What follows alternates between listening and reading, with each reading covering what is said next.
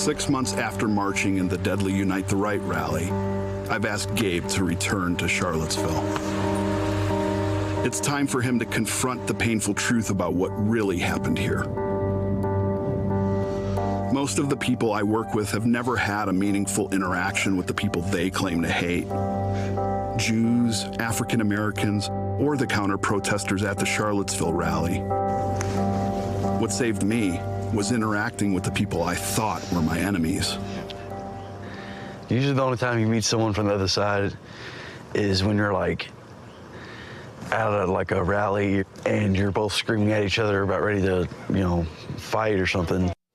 That was a look at the new MSNBC special Breaking Hate, which premieres this Sunday on the one-year mark of the deadly clash between protesters and white nationalists in Charlottesville, Virginia. The special shares the story of former white supremacist Christian Picciolini, who has dedicated his life to reforming others. And Christian joins us now. He's the founder of the Free Radicals Project and the author of the book White American Youth: My Descent into America's Most Violent Hate Movement and How I Got Out. Also with us in Washington, contributor to NBCNews.com's editorial page Think, Sophia Nelson. She's the author of the book E Pluribus One: Reclaiming Our Founders' Vision for a United America. Thank you both for being here so much. Kristen, I'll start with you. Tell me about Gabe, the young man you were sitting there with. Why did he show up in Charlottesville? What is he so angry about? So I started working with Gabe about a year and a half ago after his mother had contacted me. And it took him a while to actually talk to me. I'd worked with his mother and counseled her. And we were making progress. And then at one point, he decided he was going to go to Charlottesville because he missed it. He kind of regressed, and he was missing the camaraderie and the brotherhood of it.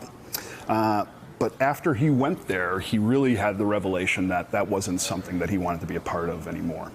So he finally reached out to me, and he made that initiative to really talk about what was going through his heart, and I brought him back there to face his demons again. So where does that hate come from? We can talk about Gabe, but where did it come from you? You've obviously reformed yourself, but for both of you, why? Where's the hate coming from? I don't think that ideology is what causes these people to hate. I think it's their search for identity, community, and purpose growing up. And they hit what I call potholes in the road that deviate their path. And if we don't have the resources to fill in those potholes and get us back on track, sometimes we get really dangerously lost. For Gabe, he grew up in poverty. He grew up where his father had died when he was young. And he really just never had the resources and never had the interaction with people to build that humanization for them. So, Rev, I guess it's like a lot of gangs. They fill a void that some young people don't have in their lives. No, I think that's exactly right. They become the family they don't have. It becomes a lot of other things. The danger, though, is that when you get people seeking power or achieving power, that plays into the element, which is why what President Trump said, making moral equivalence, becomes so dangerous, because it normalizes and in many ways gives legitimacy to this, which means that people like Gabe has a more difficult task of taking them out of that because they feel legitimate. They feel this is the, quote, American way to hate. And that's why people in power ought not play on this and really pimp these emotions that really ought to be turned around. What's amazing is that there's a documentary coming out about the jihadists, that there's footage that shows we've never seen before, and these transformations of young people, and it's the same math. Exactly. It's these lost young people, and give them a sense of identity, give them a sense of brotherhood, to the point where they'll lose any sense of humanity. And whether it's the gangs, whether it's the white nationalists, whether it's jihadists, it's the same behavioral math. Yeah, and it's the same with school shooters or cults. I've worked with former Islamic State people, and they'll tell me the same stories that I hear from white nationalists all the time. And Sophia, we talk a lot about hearing these important documentaries and things, but what is the real wake-up call that you think we need to see as a nation to start coming together, even within beyond parties, but just as a nation? Well, a year ago we talked about this, and Willie asked me a question, Sophia, what's the best outcome in the aftermath of Charlottesville? And I told him two things. One, my hope would be that we would start actually listening to each other and hearing each other.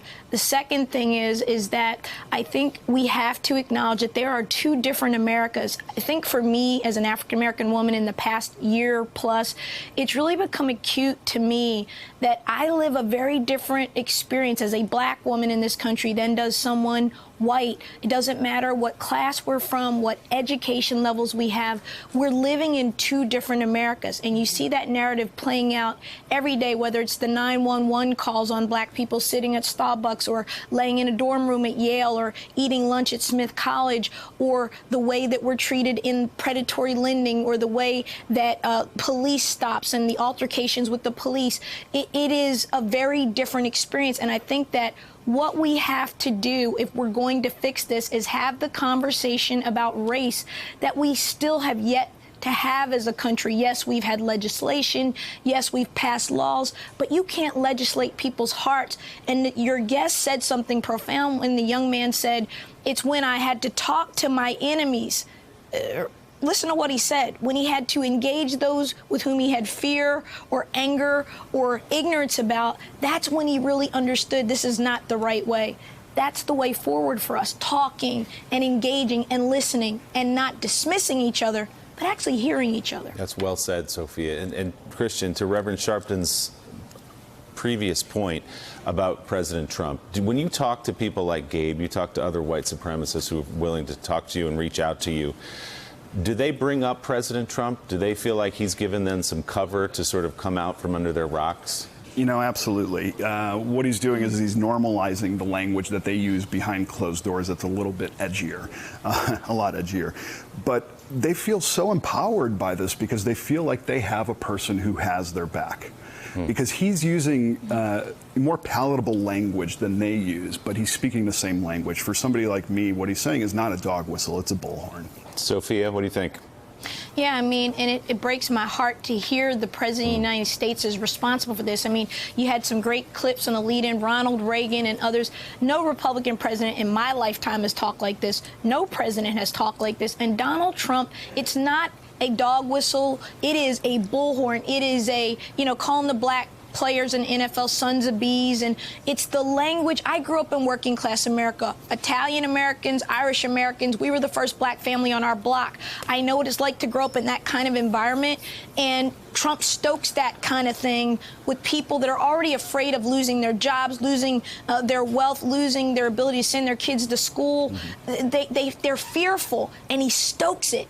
And this gentleman's absolutely right, and it makes me sad because that's not what the President of the United States of America ought to ever do. That's not his job. And yet he continues to do it. This documentary is going to be fascinating. Breaking Hate airs this Sunday at 9 p.m. Eastern. It's here on MSNBC. Christian Picciolini, thank you very much for being here today. Sophia Nelson, always great to have your perspective with us. Thank you very much. Thanks, Willie. This morning, we've played for you a moment from Ronald Reagan in 1989, discussing immigration's role in strengthening America.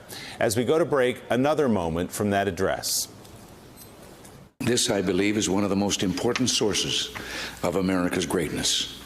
We lead the world because, unique among nations, we draw our people, our strength, from every country and every corner of the world. And by doing so, we continuously renew and enrich our nation.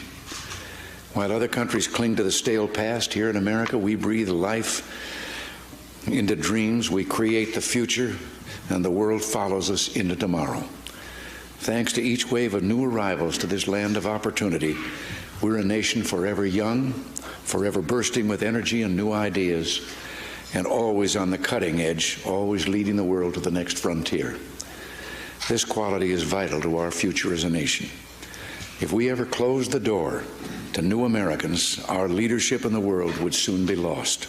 Thanks for checking out MSNBC on YouTube, and make sure you subscribe to stay up to date on the day's biggest stories. And you can click on any of the videos around us to watch more from Morning Joe and MSNBC. Thanks so much for watching.